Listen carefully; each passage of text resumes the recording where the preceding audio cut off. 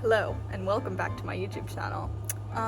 So I haven't posted in a while, but that's okay because I'm posting now. So this video is about, if you guys were here for my last video that was about bees for a book report project, this one is similar. It is for another book report project, but this time it's about betta fish. Because I don't know if you guys know this about me, but I love betta fish. I'm a betta fish enthusiast. Yeah, so the book is called The Betta Handbook by Robert J. Goldstein, PhD.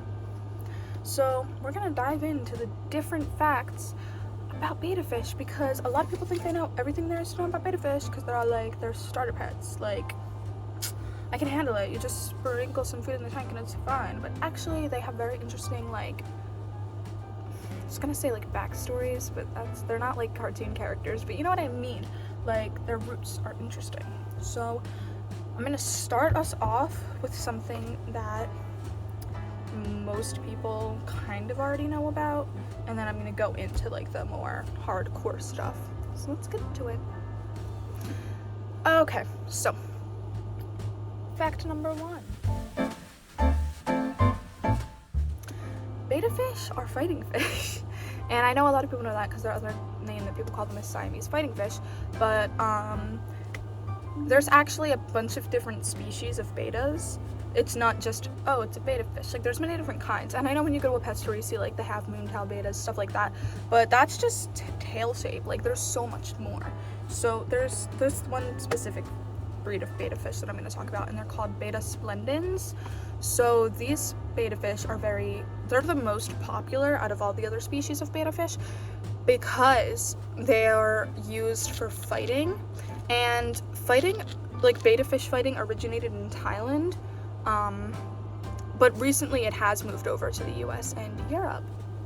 But the reason why this fish is the most popular is because it's a common fish used for fighting, although there are like a couple other breeds of fish that are used as fighting fish, specifically in the betta category, but they're also used as what they call aquarium fish, which is just fish that people make, like people have to look pretty. So yeah, splendens are pretty cool because they could do all that, and those are the two main like reasons why people breed specific betta fish, for fighting or for looks. Which brings us to our next fact. Fact number 2. So betta fish fighting is a really common thing, especially in Thailand, but the thing is, they don't use the same fish twice. So basically, they'll use one fish, and if that fish wins their fight, then that fish is officially retired. Anyways, so they'll take that fish and then they'll use it to breed with other bettas that have, like, not have the fighting gene, but like other bettas in that species, in that breed. They're all the same species, they're all betta fish, but in that same breed, to be able to make more, how do I word this? Like, make them better fighters, basically. And the way they do that is, so like bettas with larger heads are better for fighting is one example, because they will butt heads is one of their main ways of fighting, and also biting. But also, because betta fish while yes, they are naturally fighting fish, they're not naturally as aggressive as these fights make them appear, because in their nature, the only reason they fight is for their natural habitat or whatever, or when they feel like like fish are getting in too close to their stuff. So while yes, they are more aggressive than some other fish, they are not as aggressive as these fights make them to be. They are bred specifically for that reason.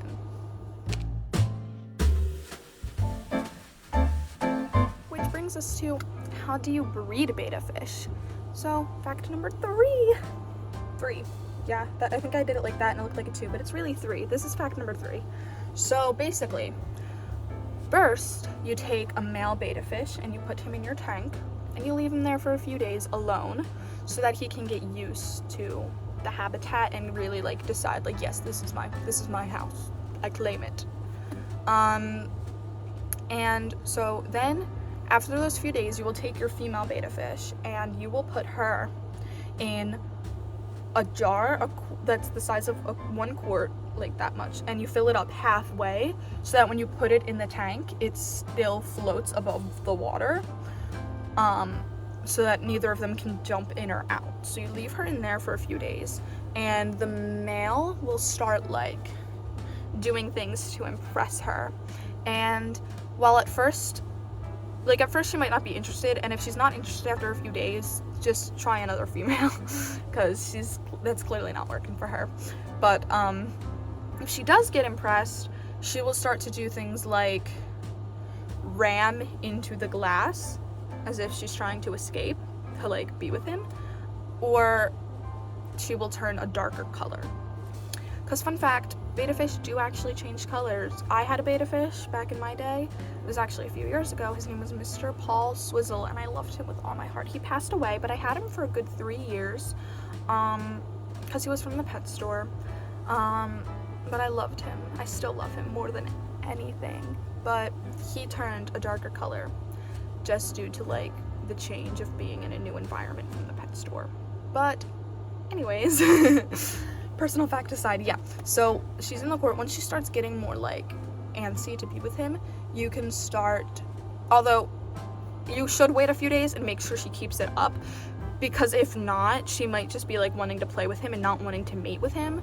So yeah, always be aware of that. So then you will start to like tip the court a little bit, and she'll jump out and she'll bond with the man. You should watch them for at least 30 minutes though when you first let her out, just to make sure that the male is not hurting her, because they are fighting fish. So he might like some headbutting is normal, but if he starts biting, because male bettas bite hard, so if he starts biting at her gills and her fins, you should try to separate them. But yeah, that's how you breed betta fish. Next, we're gonna talk about feeding your betta. So I don't know why this is a school project. I'm not like, no one's gonna watch this for care for their pet, but it's always good to put this out this way. So fact number 4, feeding your betta fish is something that many people do, hopefully, but so if you just go to the pet store and you like you'll find a thing of food that has a little picture of a nice little betta fish on there, or it'll be like betta food, so you buy it and it's little flakes or little pellets or whatever, and you just dump a few in their tank every day. You can do that. It's not recommended. I mean, no, those flakes are good and are okay as long as you check the ingredients list and the first thing listed is some sort of meat, whether it be shrimp, insects, whatever, because that is their main diet when they're out in the wild. Like, that's what they're mainly eating. So you want to be aware of that, because there are some that are just, if their first ingredient is not meat, it is not good for your fish. Like, if you have a dog or a cat, you'd want to make sure the first ingredient is something like chicken or something, right? I don't know. I don't have a dog. I do have a cat though, and yeah, she eats good food, I promise. Anyways, yeah. So if you're not gonna go with the commercial fish food diet, you should make sure they like to eat bloodworms, which you can buy at the pet store too. And for smaller betta fish, like think 1 to 2 inches, feeding them stuff like bloodworms, smaller insects, that's all good and dandy. For bigger betta fish, you want to feed them things like shrimp, crickets, stuff like that. That is what they're gonna dig. So yeah, remember, just if you're gonna feed them commercial fish food, which is probably what most people do because it's the least expensive and it's the most attainable, just make sure that meat is one of the first ingredients. Okay, for our last fact number 5, we're going to talk about 2 different types of betta fish. So the first kind I'm going to talk about is bubble nesting bettas. So we're going to start with their natural environment. So they tend to live in things like ponds, lakes, ditches, like freshwater swamps, as opposed to other bettas that typically will live in like rivers, streams, stuff like that, or like not freshwater swamps. So bubble nesting bettas, if you have any and you are trying to care for them, their tank temperature should be between 74 to 84 degrees. And their tank, it's recommended that their tank, however big it is half filled, not all the way, because this leaves room for things like oxygen, etc. The next one I'm going to talk about is mouth brooding bettas. So mouth brooder bettas, they are a little bit more specific. Their temperature needs to be from 68 to 74 degrees. Oh, this is all in Fahrenheit, by the way. I didn't say that. I'm sorry. I'm American. But yeah, and their water should be 80% filled in the tank. And mouth brooder bettas are not used for fighting like bubble nesting bettas are. Yeah, that's our facts. So next we're going to move on to questions I had while reading the book. Okay, so my first question I had while reading is, when did they start breeding bettas for their looks over their fighting ability? And basically, so bettas are, what's the word? Their originated, they come from Thailand. And basically it was about 150 years ago, the king of Thailand was like noticed that a bunch of kids were like finding betta fish and just putting them in a little thing together to watch them fight. So then he was like, I can make hella bank off this. So he decided to start taxing them. But then after that, after the king would see them and have some, like, more scientists discovered it. So there was this one specific scientist whose name I can't remember right now, but I'll, like, put it right here. He started, like, seeing them and studying the different ways you could breed them to look differently. So yeah, that's the answer to my first question. Okay, so my second question was, why are betta fish considered starter pets? Because I know from my research and of having many betta fish in the past, they should not be considered or treated as starter pets. Because yes, the reason this is that I found is because, so fish that live in salt water, their tanks usually require more effort, whereas betta fish, they need more often just like weekly cleaning, as opposed to like how much care saltwater tanks require. So they're freshwater fish, which adds to it. You can feed them commercial fish food, although a lot of people still don't check the ingredient list behind their fish food, but there's a lot of fish food marketed to them. And of course, they're not expensive.